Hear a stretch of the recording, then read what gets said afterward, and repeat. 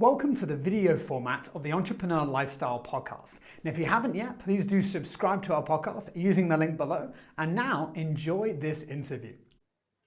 Today, I'm here with Sally, who is the founder of the Sparkle Class Academy. She's also the creator of the Sales Marketing School, and it's on a mission to remove tech overwhelm for coaches, consultants, healers, and course creators. And when it comes to getting automated with their sales and marketing strategies. Sally, welcome to the show. Hi, Ben. I'm so excited to be here. I'm Amazing. really excited. So to start off, can you just share your story, if you can, in 60 seconds or less, so the audience can have a feel for really what you do and where you've come from? Wow, 60 seconds. Jeez, Ben. Okay, 60 seconds is I am a marketing automation nerd, I guess.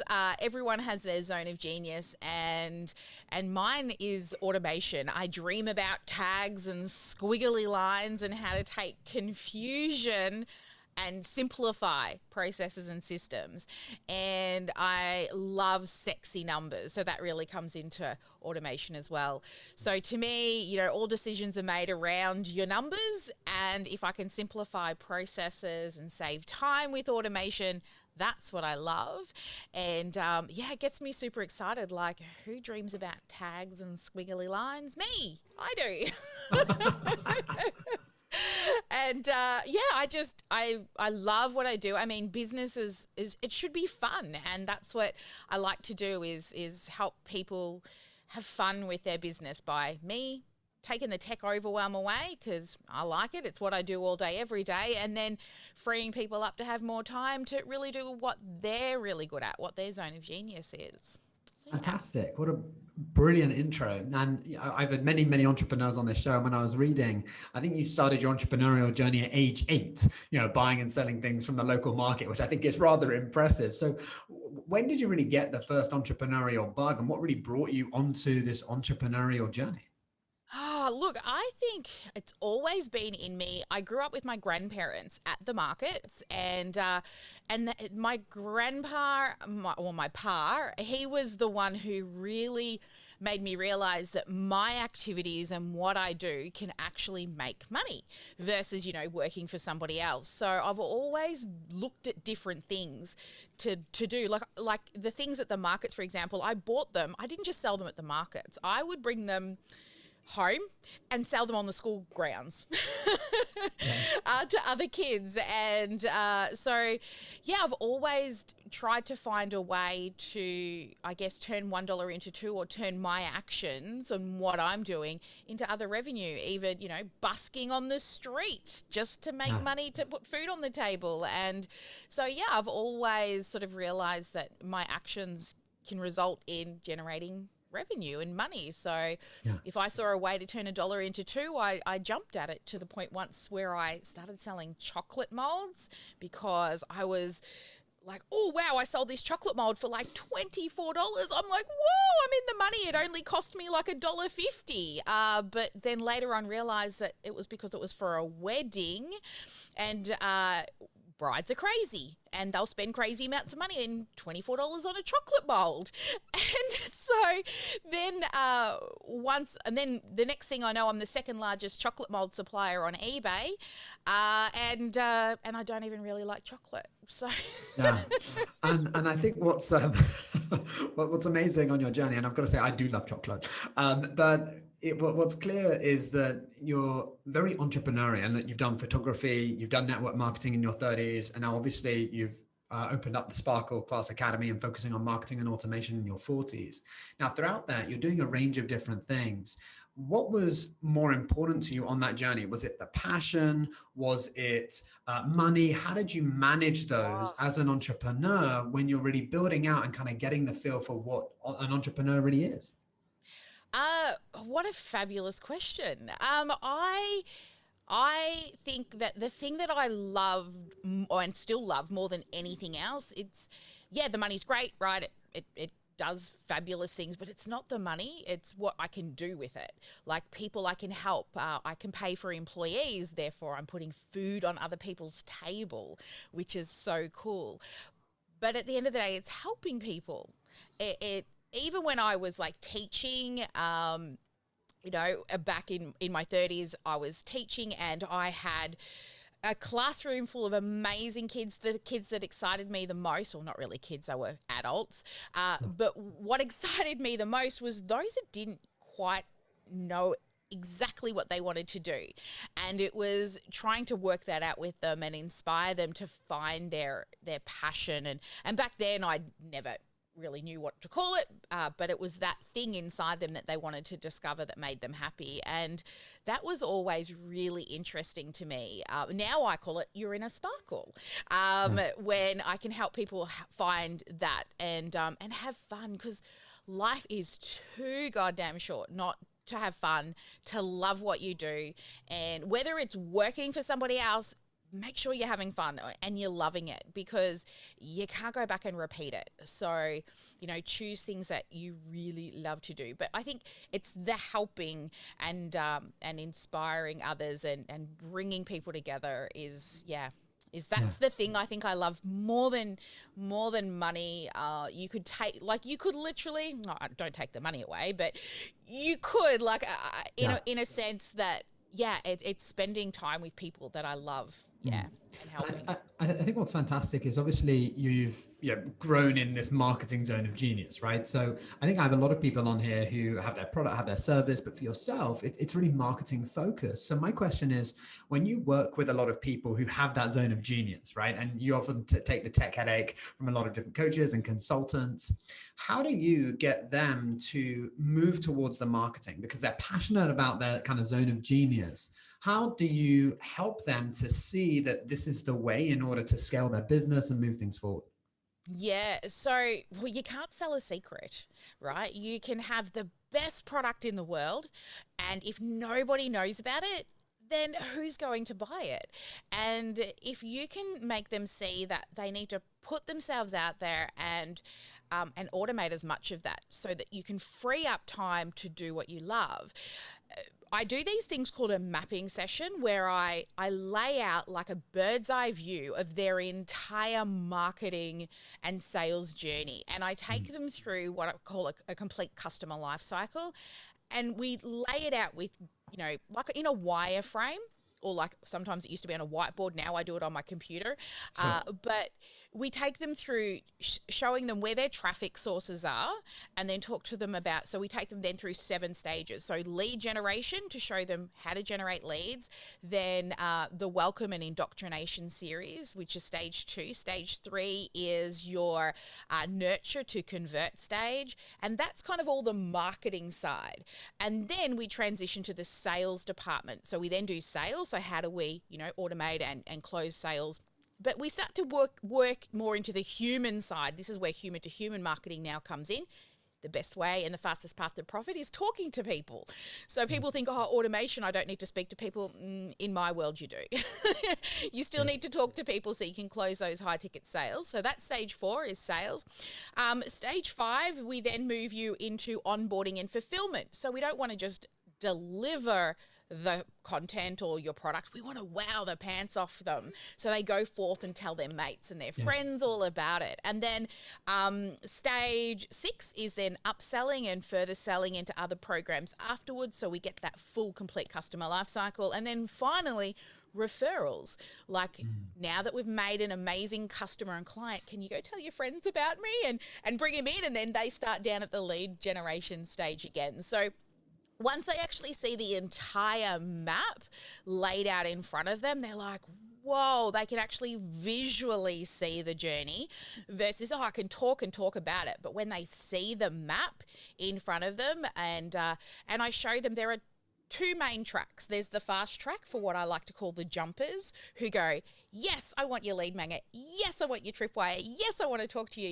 Yes, I want to buy your thing. Yes, let's go through your program. Yes, here's my friends, meet them. Yeah. That's what we call the fast track. And then we have the slow track, which is, but what if they don't? But what if they don't take that tripwire? Well, we need to send them somewhere. We want to nurture them. But what if they don't take the consult? So we need lots of those little slow tracks, because most of the time, especially in the industry I work in, where people take about 3 to 6 months to warm up to people. Everyone's heard that know, like, and trust factor. So the work we do today affects our bank account in 3 to 6 months' time. And if we're not showing up all the time, and we only show up once every 6 months, what if they're ready at month 3 and you're not showing up? And automation can do that for you. So, that's Fantastic. sort of how I get them excited. Yeah. And every time I get to the end of a mapping session, I have literally had people crying, like they can finally see the entire journey. And then it feels a bit overwhelming because there's lots to build. Yes. But if marketing and sales weren't super important, people like Nike and Coca-Cola, they would have stopped years ago, but they still do. Yeah. Because it's one of those pillars, or two of the pillars of running a really successful business. But Amazing. it's fun too. Yeah, it is. And with everything that happened with COVID, obviously so many people have moved online. So what do you think has been the biggest challenge in kind of getting that up and running for those 7 different stages within the maps that you found? Is there been increased competition for lead generation? Is it the nurture side of things, or is it all over? What do you think has been some of the challenges that you've had to overcome with your clients? Yeah. So, I guess in regards to the client, so for me, I was already 100% online. I've been using Zoom since 2015. I used to have to teach people. Like if I had a meeting and they're like, what is this Zoom thing you speak of? I would have to send them video instructions on how to use Zoom. So COVID's been really, really good for that. But for my clients that might have, a Pilates studio or, taught meditation, I'm like, you can do that online. And I'd been transitioning people to seeing that things can be done inside of Zoom and online. So I think confidence would be the biggest challenge, letting people realize that it's not that scary. And previously people used to be like, can't you just call me because I don't want to jump into Zoom? COVID's helped that. So many people are now used to getting into Zoom. Like I never look at my picture in Zoom. I don't want to look at myself in Zoom, but I do look directly in the eyes of my clients. And I think that's, I guess, the confidence side of people realizing that a lot of business models that you wouldn't have thought about can actually now come online. As long as, you can see and speak to people, a lot of the service-based businesses can totally be done online. Yeah. And I think what's really really obvious there is the confidence that you have with what you speak about. There's a serious certainty with doing everything moving forward. And I think that's brilliant. And we mentioned before we started recording is about your branding and how you've got this brand and the most amazing hair I've seen. Like it's just a rainbow of colors. For those who can't see that, you've got to watch the video or check Sally out. Absolutely amazing. When did this all become part of your branding? How did you mix your personal brand into your business? Yeah, so before this business, I was actually probably for the last 20 years, I worked and taught marketing, graphic design and communication at universities and TAFE level. And so it's always been there. I guess it made it more pronounced as I moved into the Sparkle Class Academy. And it's really funny. It started to take on a bit of a life of its own as well. Luckily, my dad's last name was Sparks. So thank you, Dad. And it just I've always loved purple, got married in purple. So I kind of brought that in. And then, my daughter started telling me off because I'd be, come on, guys, get that shit done. And my daughter would be like, Mum, make it, don't swear, Mum, because she was so little. And so that kind of took off on a joke. And then some people started calling themselves Sparkle Sisters and Sparklers, and then the Sparkle World came in, and then randomly people started tagging me in rainbow hair, sparkles, and anything purple. Like I'm constantly being tagged in like shiny sparkly cars. Yes. So I guess I just kind of stepped into it knowing that branding is important. And, I was already aware, I guess, through like the skills of like understanding communication design and graphic design. But then you've got to, I guess, make yourself a little different. It wasn't intentional. Rainbow hair, I've been doing since the 90s. So I was the weird kid in school that people like used to be like, what's this crazy hair that she has?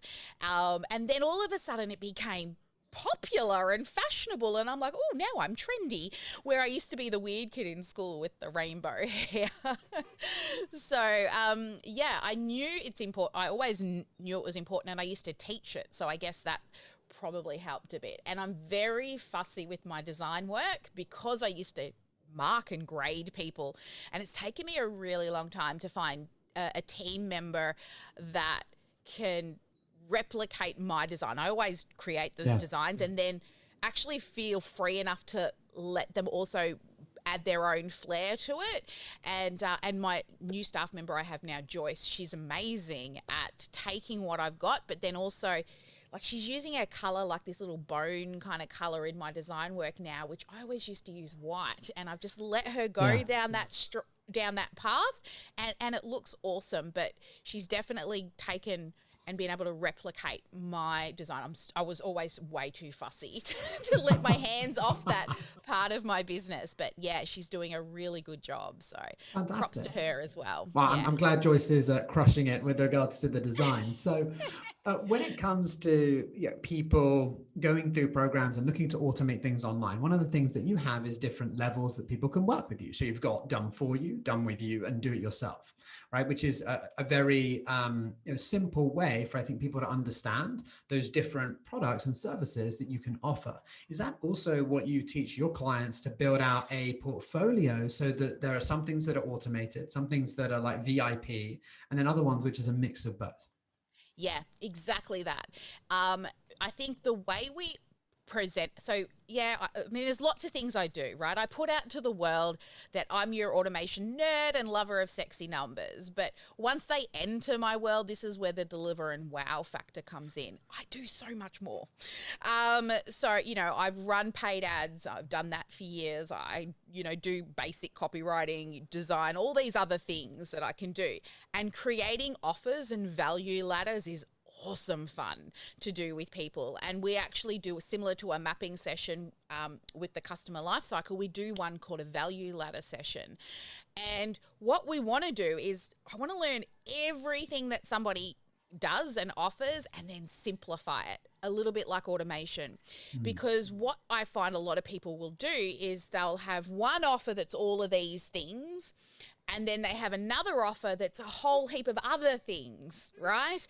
But when you confuse, you lose. So the way we build out the value ladder is first we develop the I call it all the sparkle. What's the big bad product that you can do that's the most expensive to help everybody? And we map that out. And then what I found the best way to then create the value ladder to get people to say yes is just like you said, there's these 3 levels. Literally, as they step down the different levels, I don't change anything. I just take pieces away. So at the done for you level, you get me, you get my team, you get us building for you, and you get the online course with lifetime access. So they're literally getting everything, and they can come and see me and my team 4 days a week. We literally sit in a Zoom room for 8 hours a day, sometimes 12, because we love it. It's so much fun. And our clients jump in and out all day asking questions. Going back to like when I was teaching, because I always found that the students that did the best were the ones that would knock on the staff room door in between class. And that's what I've brought into our business model as well, that the clients can literally just knock on into Zoom and say, hey, got a quick question. I can't find that button thing you showed me the other day where it was. And then the next level down, we just take away, we don't build, but we check it for you, right? So you still get me and my team. You have to go do the building, and then we make sure that it works. But everything else they get, the online course, the membership, everything. And then the next level down is we take away the in-person Zoom room from them, and they just get the course, and they could just get to come and see us 1 day a month. So we're just pulling little pieces away as we work down the value ladder. And we want to be able to present it in your consult, discovery calls, whatever you want to call them, in a really simplified way that doesn't confuse people, because you give people too many choices and they can't choose. Yeah, amazing. And I think what I really want people to pay attention to is the different language that you have for everything, like the big bad product, all these different elements. I think it's fantastic that you've obviously used your own language and really created that own vibe and that own sparkle. And I think for those listening, it's really important to have such a clear, distinct brand that really moves you forward. Now, I know we could speak for ages, but I know that, I want to leave the audience, reaching out and asking more questions. So Sally, what would be the best way for people to get in contact with you, to see all the branding stuff you do online and to understand more of the automations that you have available? Yeah, sure. So if you want to go crazy watching things with me, I actually went live for 365 days straight just to kind of see what happened. So I have loads of content over on Facebook, just my name, Sally Sparks Cousins, over on Facebook, but also my website, which is Sparkle Class Academy. But we run training and all the time, because one of our massive brand values is good karma and to pay it forward. So we're always running training constantly. And the best way to find out about that is, check out our website or shoot me a DM on IG or Facebook. Fantastic. And if there was one last message that you would want to share with those listening today, what would that be? Business should be fun. Don't be afraid to invest in yourself. I truly believe when I meet people who go, oh, I can't spend any money till I make money. Well, it's a really weird game, this online business. So many people think that they don't have to spend any money before they can make money. But they actually then slow down their growth, and they slow down freeing their time up because they are just trying to go the cheap way. I'm like, build the machine once, right? Build that marketing machine and that sales machine once. Use the good software. Yes, it might cost you a little bit more, but do it right. Do it once, and you'll never have to migrate to other software. You'll never have to move and learn a new program. If you set yourself up right from the beginning, you will be able to scale without having to learn new software. You just get the good stuff to start with, and the good stuff's really not that expensive. Basically, it's about $400 a month for the really good software. And if you think about it, as a life coach, the minimum you should be making as a life coach is about $250 an hour. That's industry standards. Executive coaches are $500, $600, $700, $800 an hour. Course creators are, well, the sky's the limit. And it's like 2 hours of work a month. If you can't get 2 hours of work a month to pay for your software, you don't have a software problem, right? It is something totally, you got a traffic problem, you've got a marketing problem, but set yourself right up in, the Tesla version, not the old Beetle Bomb car that looks all shiny on the outside and it's got a really crappy motor. Set yourself up right that you'll never have to change the software. And just from experience and the clients I've helped do that, it is much better. You'll scale faster. And think about all the time you lose migrating from software to software to software to software. Just pick something and turn it on. Just turn it on. Because you look at all of the major players in my industry, we're not all using the same software. But what we are doing is turning it on, and we're using pretty decent software. And it makes us scalable because we don't have to think about the tech once it's set up right. Fantastic. I could totally go on. I'm up on my high horse right now. Amazing. So for those listening, if you want to get more about Sally, understand her funnel, see how she does it, make sure to reach out, and we will see you in the next one. Thank you for listening. Bye.